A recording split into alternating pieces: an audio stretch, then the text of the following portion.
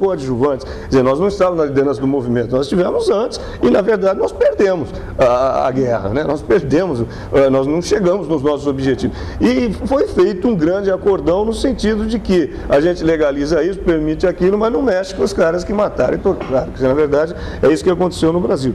E acho que a gente hoje tem que desenvolver um movimento que nós do Fórum temos feito, pessoalmente a gente tem feito bastante. O problema de eu morar numa cidade interiorana, é claro que não tem tanta amplificação, né, o trabalho, porque ele acaba se resumindo na cidade. E é impossível a gente fazer um trabalho maior, porque não seria... É possível que companheiros façam esse trabalho, ou coisa parecida assim, é o que a gente tem procurado incentivar. Por isso que eu falo, o filme está à venda aí nas livrarias, mas eu recomendo que quem gostar, tire cópia, pirateie esse filme, porque eu não fiz esse filme com o objetivo de ganhar dinheiro. Muito pelo contrário, eu coloquei uma certa soma de dinheiro nele. Esse filme custou na época R$200 mil. Nos 2 anos e meio que eu levei fazendo, muito barato, porque o André, na verdade, fez de tudo para economizar, para não gastar, que ele queria ver o filme pronto. E o objetivo dele é educação popular, é um debate, o objetivo dele é trazer à tona toda aquela história recente do país, né, porque é uma história de agora, né, em que a maioria dos protagonistas estão vivos ainda, né? Então, e posteriormente eu produzi um musical. Eu produzi um musical, esse ano eu não consegui apresentar. O musical eu tenho dificuldade de apresentar por questões financeiras, de patrocínio.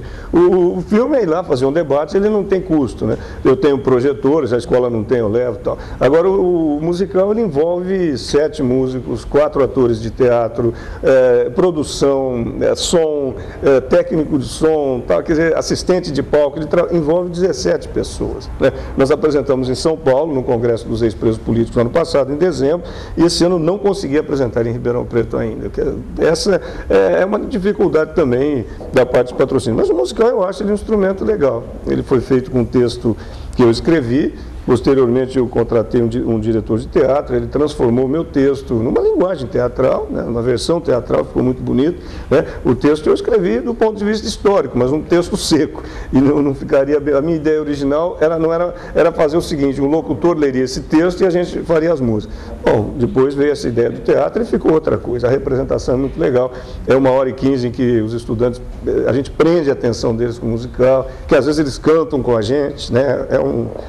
É um momento assim, muito especial. Porque assim, é uma coisa que eu nunca soube e sempre me interessou. Em que momento no Brasil, e pontualmente, envolvendo que caso, que vem essa história, que uma vez me falaram do princípio da conexidade, ou seja, que os dois lados estão iniciados. O que pessoalmente eu acho um absurdo, deixando bem claro a minha condição, pode iniciar torturador, né, em hipótese alguma. Mas em que momento que isso começa? Olha, na verdade, a lei da anistia ela fala nos crimes conexos. Os crimes políticos e crimes conexos. Na verdade, essa lei ela foi muito restrita, ela foi muito limitada porque ela excluiu uma série de pessoas. Uma série de companheiros continuaram presos, né? E acabaram saindo, houve até o caso de uma fuga, né, do Teodomiro Romero, que acabou fugindo, não participei, mas o nosso pessoal lá montou uma fuga dele porque não sabia, houve anistia e o cara não sai da cadeia. Quer dizer, houve alguns companheiros porque eles falavam, não, quem cometeu crimes de sangue não pode ser anistiado. E o que era crime de sangue? O Teodomiro, ele estava algemado, num outro companheiro no Paulo Pontes, né? Tinha havido um tiroteio muito grande e não sabia o que ia acontecer com ele. Ele tinha uma outra arma aqui, parece que na perna, atirou no tenente, tentou escapar, depois foi preso. Esse era o crime que ele era acusado. Quer dizer, acontece que foi uma legislação feita pela ditadura. E eu desconheço na história de qualquer país do mundo, né, uma lei de anistia onde haja uma autoanistia. Não, o governo anistia. Se a ditadura anistiou, é porque ela entregou os pontos. Né? Não dizer que nós estávamos com força para decidir uma série de coisas, nós, eu digo agora a oposição, mas a ditadura entregou os pontos. E ela se exauriu como governo durante 21 anos, ela acabou, né? Chegou num ponto que não tinha mais condição política, nem nacionalmente falando e nem internacionalmente, porque o governo americano que defendia esse tipo de atitude já não sustentava mais a prisão política, a tortura e o assassinato político. Aí a ditadura faz essa lei. A lei fala em crimes conexos. E na época ficou e já se disse não. Em 79, eu lembro que eu era presidente do Comitê de Anistia em Ribeirão Preto, a gente participava dos movimentos todos no Brasil de anistia, e qualquer policial falava isso pra gente, a anistia é para os dois lados, que isso aí acabou. Era um consenso era um consenso que foi feito do lado de lá e da nossa parte, na verdade, houve assim um comodismo no sentido de achar, não, acho que foi isso mesmo e tal. Aí se começou a ver que não era assim. E eu acho que o grande marco é aquele artigo do Fábio Comparado, que é recente, um grande marco. Logo em seguida nós tivemos um congresso em Brasília, eu creio que faz 2 anos ou faz 3? Eu estou na dúvida agora, se foi em agosto, há 2 anos atrás ou 3 anos atrás. Acho que foi há 3 anos atrás. E aí eu fui até honrosamente indicado pelo pessoal do Fórum de São Paulo para falar em nome dos ex-presos de São Paulo. 2006, né? 2006, foi 2006, em agosto. E aí eu fiz um discurso muito forte, quer dizer, falando em julgar os torturadores, falando em julgar os assassinos da ditadura militar e tal, quer dizer, que era a posição do Fórum de São Paulo.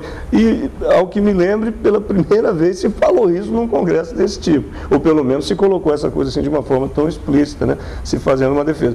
E no fundamento do Dr. Comparato e de outras pessoas que depois eu fui lendo também, no fim ficou claro que a lei deles, se eles tinham essa intenção de anistiar o lado de lá, eles não fizeram, não está dito isso nessa lei, né? Então, acontece, eu contei, estava contando uma história que o Cabela já sabia, que a gente já tinha contado, mas estava contando para vocês. Eu encontrei, por um acaso, tremendo de um acaso, no sábado de carnaval do ano passado, eu estava passando o carnaval em Vitória do Espírito Santo, e um antigo companheiro de luta, o Juca Alves, ele me levou na casa do advogado amigo dele, nós fomos lá para tocar violão, tomar cerveja, bater papo, realmente, o ambiente era assim de festa. Aí o cara convidou um vizinho dele, que era casado com uma mulher da minha cidade, Ribeirão Preto. Bom, eu não vou contar tudo a história, mas em outras palavras, o cara foi sargento do Exército, do Serviço Reservado do Exército, era casado com uma mulher de Ribeirão, por quê? Porque ele foi lá servir a repressão no ano de 1969, foi o auge da repressão. Dilson Luiz Soares, o nome do camarada. E aí ele foi se abrindo e o pessoal apertando ele, porque, pô, você matou alguém, se torturou? Não, eles fizeram isso, eu nunca matei ninguém, nunca torturei ninguém, mas de lá de Ribeirão eu fui servir no Araguaia e vi muita gente morrer, blá, blá, mas eu nunca matei ninguém. E aí, o cara falando assim... até um certo momento que ele disse que só teria uma pessoa que ele teria matado se tivesse sido preso. E era eu. E ele falou isso para mim sem saber que era eu. Do meu lado, na presença de... Tinha umas 40 pessoas na casa, tinha na mesa ali umas 15, 16 que ouviram a história. Aí eu falei para ele que era eu. Falei, sou eu. Ele não lembrou o meu nome, mas ele disse... de uma ação armada da qual eu participei, que nós fizemos em 5 aquela ação. 4 foram presos, só eu consegui escapar para o exílio depois. Então ele falou, aquele terrorista que participou da ação armada na loja americana e fugiu para o exílio. Esse a gente teria matado, eu queria matar. Eu falei, pronto, sou eu. Daí a festa acabou, virou agora. Quer dizer, a predisposição, 38 anos. Em primeiro lugar, a coincidência, sem comentários, né? Parece uma coisa assim que... né? E eu fiquei meio zonzo na hora. Eu parei assim, que eu não sabia... né? Eu não soube tirar uma foto do cara, não soube... É uma coisa impressionante, foi muita carga, né? O dono da casa se desculpava, o coitado não tinha culpa de nada. A festa acabou ali e tal. A mulher do meu amigo falou, deixa que eu vou dirigindo o seu carro, que você não está em condição. Eu não estava mesmo, eu estava assim, sem saber o que eu falava. E o cara ficou andando em círculo ali, que ele não sabe. Aí, antes de sair, ele bateu no meu ombro, falou, eu só queria te pedir um negócio. Não conta para ninguém que você me encontrou aqui, porque eu saí do Exército brigado com eles, não sei o que. Não sei se é verdade isso ou não. Mas, quer dizer, existe esse ânimo desses caras, né? Esses caras que se julgam anistiados. Quer dizer, eles não foram sequer processados. Quer dizer, como é que agora, vamos ver da ótica do direito, você anistia uma pessoa que foi processada, ou que foi condenada, ou que foi... tem uma ficha onde consta uma série de coisas. Não, eles não sofreram processo nenhum. Não houve, né? Então não fazia sentido, não há sentido jurídico na anistia para ele. O que é ser resistente no povo? Então, eu penso o seguinte, quer dizer, o que cada um fez, e eu me incluo entre eles, é o que a nossa consciência permitia que fizesse. Então, é muito comum, por exemplo, os jovens me perguntarem, você se arrepende de alguma coisa que você fez? Eu me arrependo do que eu não fiz. Aquilo que eu fiz de nada, eu tenho arrependimento. Erros a gente cometeu de sobra, né? Senão a gente não teria sido derrotado. A gente pode se sentir o vencedor moral.